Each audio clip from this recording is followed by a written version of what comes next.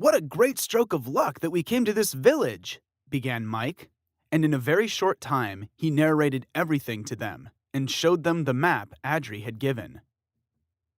"We'll update Boss about this and head straight to the desert," said Mike. And later that day, they went to the desert. They met only a few skeletons on the way, but because they were armed well with bows and arrows and attacked the skeletons together, there was virtually no problem. "Wow, look, a skeleton skull," said Vlad, picking it up. They hadn't bothered to take the bones and arrows that had dropped, but this was an interesting find, and it wasn't dropped often. First, they couldn't spot it at all, until they saw a couple of players coming from that way. "Hey, have you seen a hut sort of thing somewhere around?" asked Harold. "We may or may not have seen it. Why would I be telling you, buddy?" one of the players demanded. "How about fighting these guys?" the other player suggested. It was an easy fight, and in seconds, they had the two players pinned on the ground. They were in a much better mood after that. "Hey, chill. We were just kidding, weren't we, Mark?" said one player. "Just tell us if you saw a hut anywhere around here," demanded Roger. Mark pointed vaguely in a direction, and they let them go. The players scurried away quickly. They kept walking on and on in that direction until they saw the hut. It wasn't that difficult to spot it, because there wasn't too much vegetation in the desert, except cactus bushes, and they could see miles in front of them. Mo frowned when he first opened the door, but when Mike showed him a handwritten letter from Adri, he quickly handed over the magic sword without a question.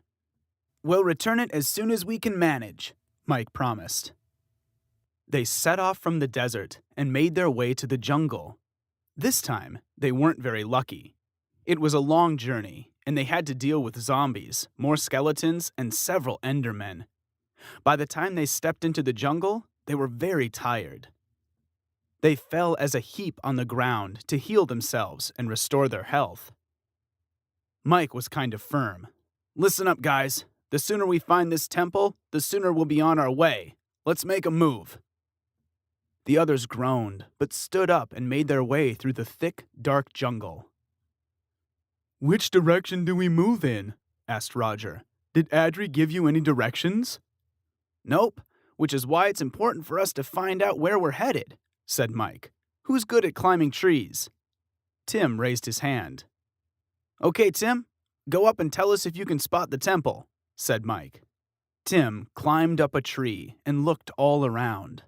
But unfortunately, all he could see was thick vegetation everywhere. He looked out for tall trees and spotted quite a few around that place. It was difficult to decide which way to head. "We're in a problem," Mike said worriedly. "Do you want me to try to climb onto a taller tree?" Tim asked. But before they could answer, they heard the sound of footsteps.